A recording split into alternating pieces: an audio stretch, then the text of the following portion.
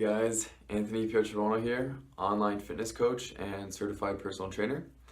It's been a while since I posted the last video because I've been busy with midterms and catching up on school. But I'm getting another video out on progressive overload. So I just wanted to discuss the importance of progressively overloading in the gym, and not just progressive overloading in the gym, but also progressive eating if you're trying to grow in a surplus. The first thing we need to understand is that the body's highly adaptive, so whatever you throw at it, it's going to find any way it can to adapt and make that the new norm. Basically bring everything back to homeostasis. So if you're in the gym and you're doing a certain routine, let's say you're doing a certain rep scheme that you're used to over a couple weeks, and you're not really changing up the way you do this set, using different set intensifiers, the tempo, rest periods, etc. If you're not manipulating all those variables, your body adapts to that very quickly, and it's going to start to feel easier, and you won't see any growth or benefit from what you're doing, even if you're feeling like you're fatiguing your body. It's just you're not doing anything different over the weeks, so your body has no reason to adapt further, since it already adapted to that stimulus.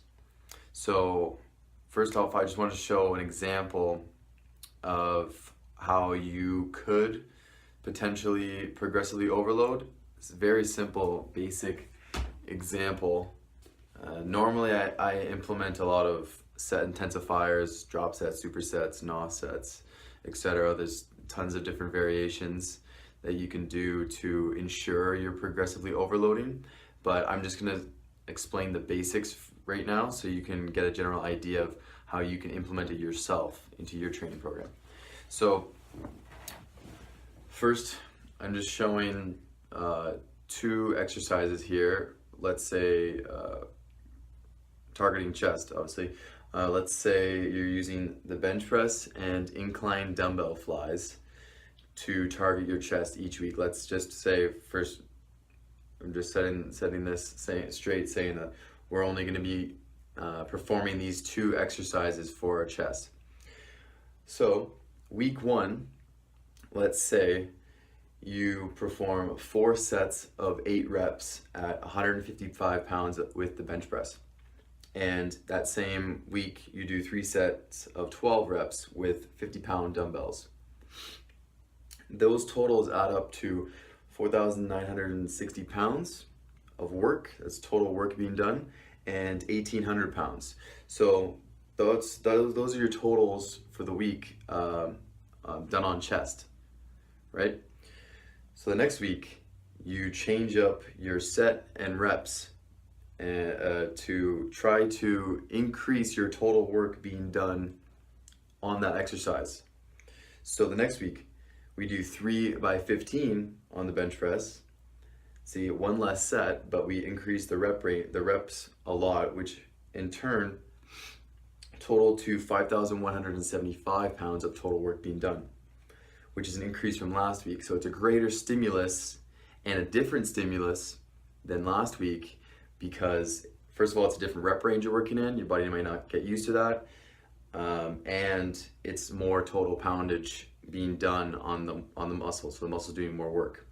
Again, over here with the flies, instead of 3 sets of 12, we added a set and increased the weight, so we did less reps, 4 by 8 at 60 pounds, which totaled to 1920, which again, higher than the last week.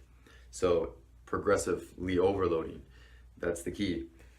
Week 3, we come down and we do 6 sets of 5. So we jack up the sets, take longer rest, but do less reps so we can do heavier weight, which will in turn become 5,550 pounds of total work, which is another increase from last week.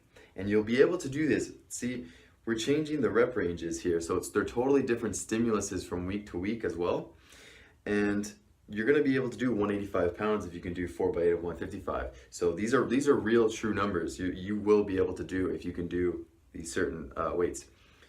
Come again over to the flies. So we jacked up the reps to 20, so 3 sets of 20, 35-pound dumbbells, 2,100 pounds, greater than last week. So progressively overloading. Each week we're doing more total work and varying the stimulus by changing the rep ranges.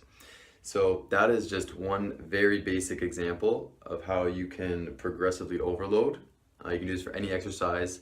Obviously, in a real world example, you'll probably be doing more than just 4 sets of bench press and 3 sets of incline dumbbell flies per week on chest. You might be doing more sets, depending on the individual.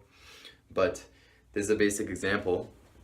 And what I typically do as well is how you can train it is there's tons of different set intensity amplifiers that you can manipulate to increase these total poundages. One example would be like a modified K muscle round. It's basically doing rest pause. So you could set a weight, do 6 reps, rest for 5 seconds, bust out more reps, rest for 5 seconds, do more reps, and that's another way of increasing your total work being done as well. Because when you're taking these 5 seconds, you count as 1 set. You're taking these 5-second rests and then going back at it again. You're able to get more reps than if you just went one straight set of trying to do 10 and then resting and then do the next set. If you do these rest pause, you can get more reps out of it, which will in turn add up to more weight. That's just one way. Another way would be slowing the tempo down, doing slow eccentrics, because it's a totally different stimulus. It won't add up numbers wise because you won't be able to do as much weight if you control the weight more. But again, it's a different stimulus. So that's another way of progressively overloading because your body's not used to that stimulus. So you can implement all these different ways. First off, as a very basic measure, I would say structure your training. Write it all down, your sets, reps, weights, whatever you're capable of doing. Add up the pounds, and then from week to week, try to either try to get an extra rep or change your set to reps ratios to add up and get more pounds, total pounds in on any given muscle group. So try something like that out first for your training. And then later on, you can start looking at more set intensifiers when you start to plateau from that sense, because that only gets you so far, and then you'll start needing to implement more things and drop sets, etc. All these other factors come into play later on once you're done with the basics.